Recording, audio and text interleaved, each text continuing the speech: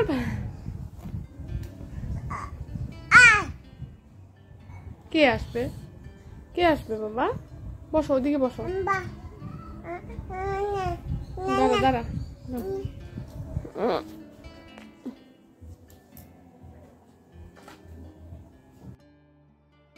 Good morning friends, কেমন আছো তোমরা সবাই? আশা করছি তোমরা সবাই খুব ভালো আছো, সুস্থ আছো, আর আমরাও বেশ ভালোই আছি।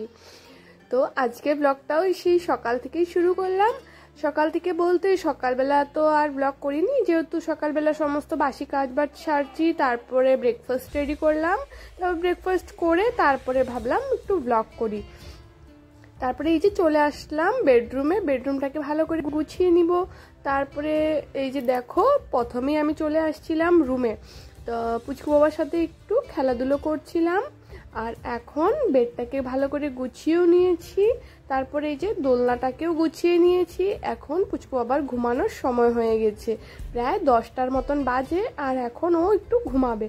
ও ঘুম যতক্ষণ না আসবে ততক্ষণ আমি অন্য কাজ যেমন করতে পারি না। পুচকু বাবাকে দোলনার মধ্যে ঘুম পাড়িয়ে তারপরে চলে আসলাম রান্নাঘরে।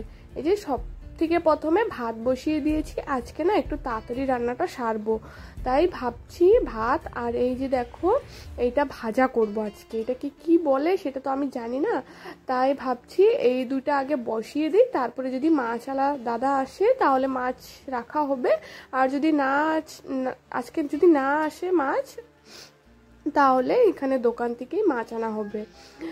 তাই এখন 10টা বাজে, আর 10টার দিকে আমি রান্নাও বসিয়ে দিয়েছি। আর আজকে ঝটপট করে রান্না করছি, যে কারণ আজকে রান্নাঘরটা একটু পরিষ্কার করব। আর যদি আগে রান্নাঘরটা পরিষ্কার করি তাহলে রান্নার একটা টেনশন মাথায় থাকবে।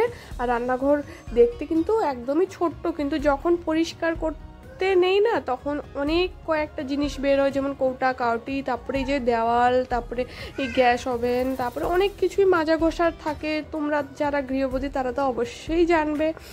আর সমস্ত জিনিসগুলো ভালো করে না মাজলেও হয় না, যেহেতু পুজোর দিন, আর পুজো আসলে না এইসব ধোয়া মাজা এইসব চিন্তা মাথার মধ্যেই থাকে।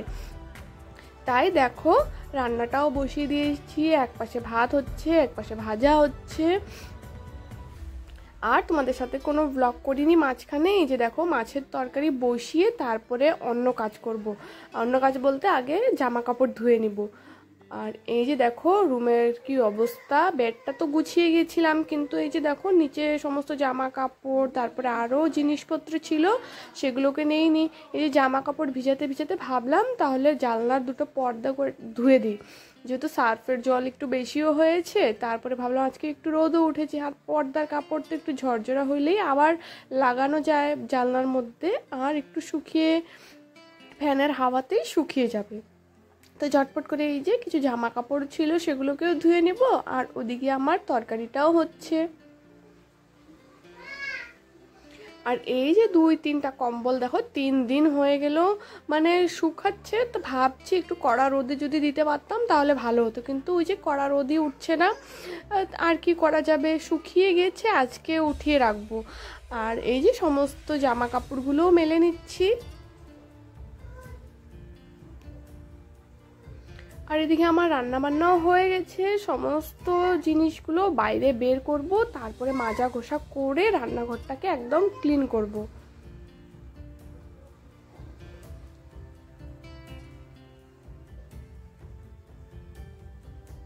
আর রান্নাঘরটা তো একদমই ছোট্ট, তাও ভাবছি অনেকটা সময় লাগবে না, 1 ঘন্টার মধ্যে হয়ে যাবে, কিন্তু না, এখানে অনেকটাই সময়ও লেগেছে আমার। আর এই গ্যাস ওভেনটাকেও বের করে নিয়েছি, সেটাকেও ভালো করে মাজবো। আর এই যে এই গ্যাসের পাইপটাকেও ভালো করে মাজবো।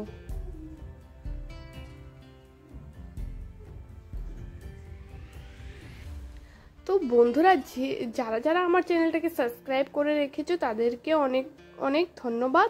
আর তারা প্লিজ আমার চ্যানেলে এসে ভিডিও স্কিপ করে যেও না, আর ফালতু ফালতু কমেন্টও করো না।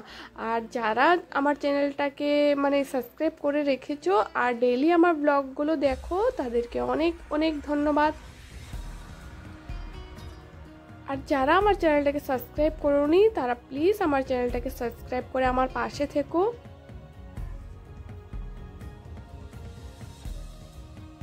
এই যে দেখো রান্নাঘরের এই যে জানলাটাকেও মুছে নিচ্ছি ভালো করে, আর এই গ্রিলটাকেও মুছে নিচ্ছি।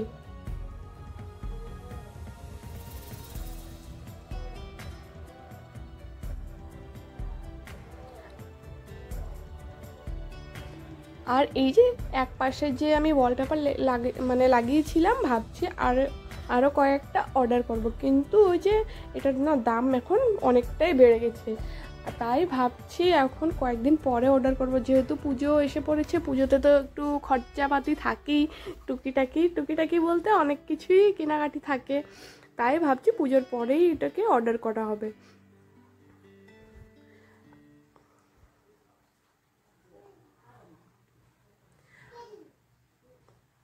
আর দেওয়ালগুলোও ভালো করে একটু পরিষ্কার করে নিচ্ছি, একটা কাপড়ের মধ্যে একটু সার্ফ দিয়ে ভালো করে একটু ঘষে ঘষে পরিষ্কার করছি, যেহেতু ছোট্ট রান্নাঘর, রান্না করতে গেলে না তেল কাজটা হয়ে যায় অনেকটাই।